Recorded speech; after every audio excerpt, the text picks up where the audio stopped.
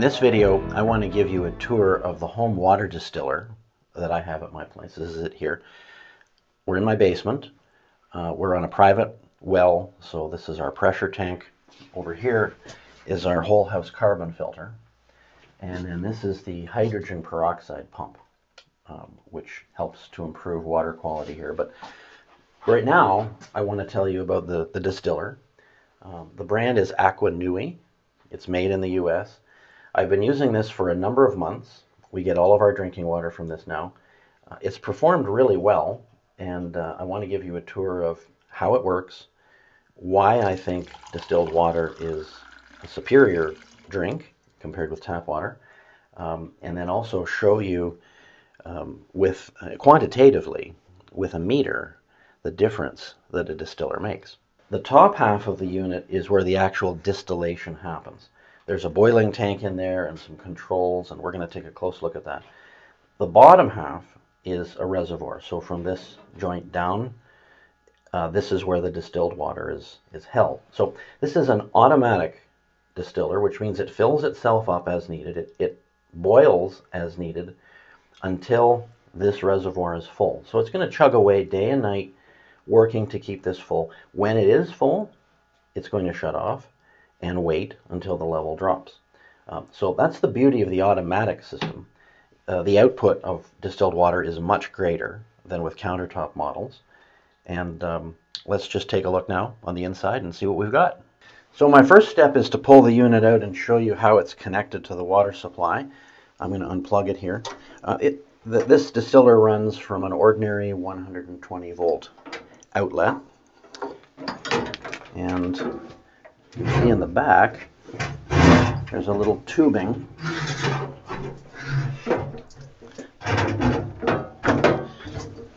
that you can see back here. The tubing connects to the water supply pipe in the same way that a water dispenser in a fridge, an ice maker in a fridge would work, and that there's a saddle. This is kind of a generic thing. You can get this at any hardware store. There's a saddle that pinches the pipe. The tubing connects to it, and then when you do this, when you tighten this down for the first time, it actually punctures into the copper. It doesn't need a very large flow rate, so this little tubing works just fine. And in this case, it's connected to an activated charcoal filter, activated carbon, that pre-filters the water before it goes in. There's a similar carbon filter on the tail end of the process too, the carbon filters the water after distillation. So we're getting carbon filtration, distillation, and then a final carbon filtration just to make sure that there's no volatile organic compounds in that distilled water. It's perfectly pure. So I've moved the distiller into my workshop so we can get a better look at things. And the way you get into the unit is from the back. So I think you'll find this interesting, but this is also the process that a person would have to go through for regular maintenance of a distiller like this. It doesn't take a lot of maintenance, but there are some things that need to be done because of the buildup of minerals inside the unit. I mean, it's basically separating minerals from water of a distiller like this. This here is called the boiling tank. And if you look here, you can see a small tube coming in here. This supplies the boiling tank with water. And I'm going to open it up. You're going to be able to see it close up inside. There's a float in there. The water goes in. The boiling happens here. Steam comes off of here. And the steam runs through this coil for cooling. Because the cooling is very important. Well, it's essential to convert the steam to water. Now, operating through the coil on the top here is a fan. So air is constantly flowing over the coil, promoting the condensation of steam into liquid water again. And the liquid water comes out here at the end of the coil. You can see. And then it goes down into this silicone tube, and then down into, at the back there, another carbon filter that then empties into the storage tank. So that's the process in a nutshell, and we need to take off these fittings here, these tubes, in order to pull the boiling tank out so you can see what's going on inside.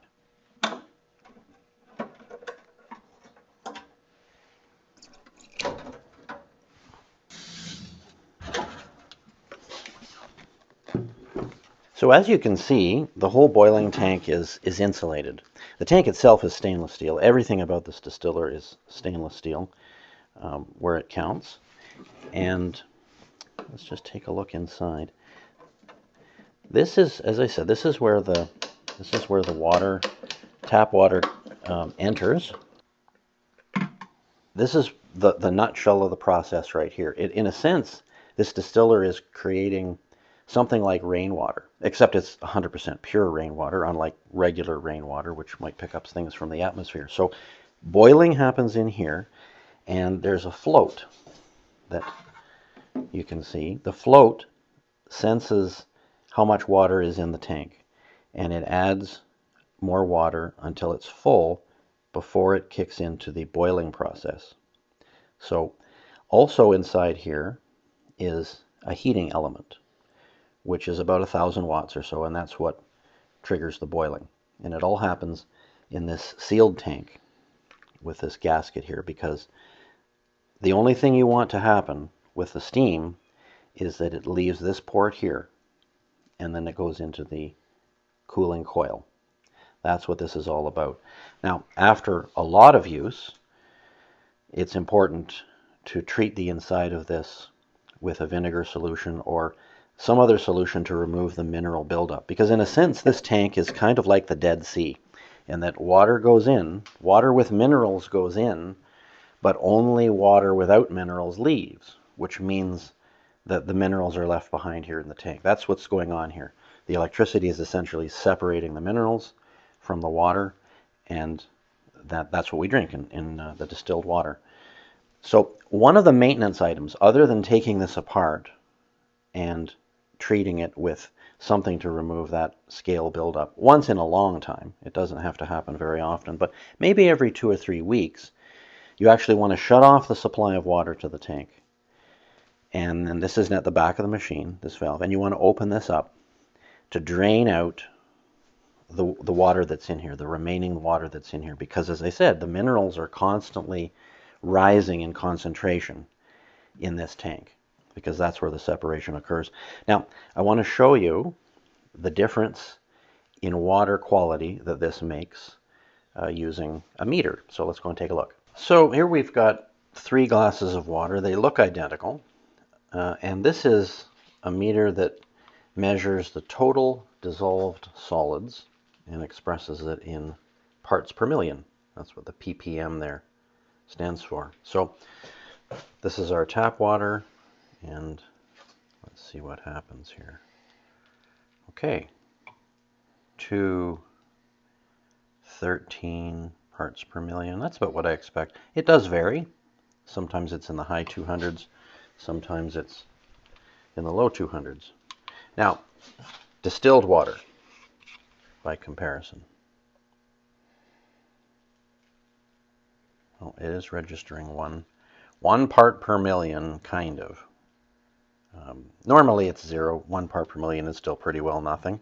So you can see that the bulk of the minerals from the tap water have been removed in the distilled. Now, this is some water from the boiling tank, because as I said, those minerals build up there. And it's been a couple of weeks since I drained the boiling tank and replaced the water with some fresh. So let's take a look. See by comparison. Okay. Almost 1442 parts per million. So you can see what the distiller does. And it's not anything that you can see with your eye, but it is significant when you examine water chemistry. So why does all this matter? Well, I'm not concerned about chemical contamination in my well. I live in the middle of nowhere. My well is drilled in bedrock. There's no chemical contamination there, but there is plenty of minerals. And I think this is of concern. And I want to prove it to you.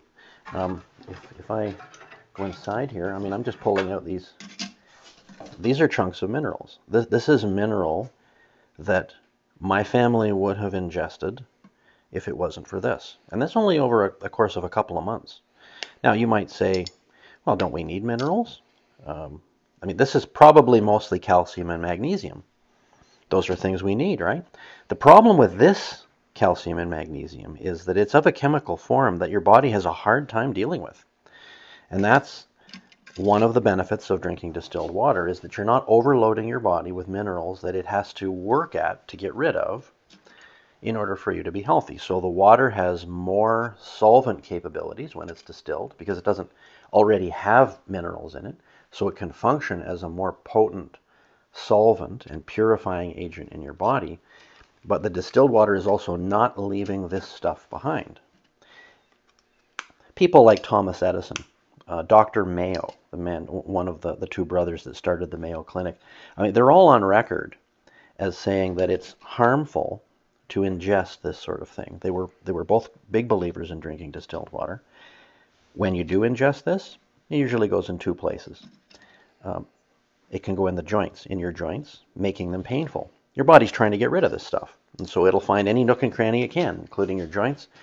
This is the stuff that makes up kidney stones. So you see, your body has to get rid of this. So the beauty of the distiller is that it gets rid of it ahead of time, so it can function for your body as absolutely pure rainwater in a sense. So the distiller's back in place, it's reconnected to the water, and I'm doing that sterilization cycle. Can you hear it? The difference is that the heating element is on. So on the side here you can see there's power, and that's turned on. But the fan is turned off.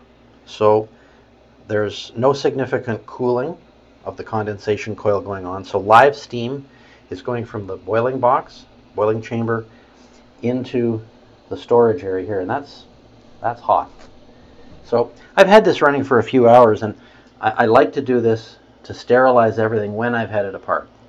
Because if it's sterile when you button it up, it's going to stay sterile for a long time, and I won't have to do this again until I tear it down and clean all of that ugly old mineral out of the boiling chamber. Well, I hope you found this video useful and interesting. If you have any questions about drinking distilled water or about the Aqua Nui water distillers, just drop me an email and I'll be happy to help.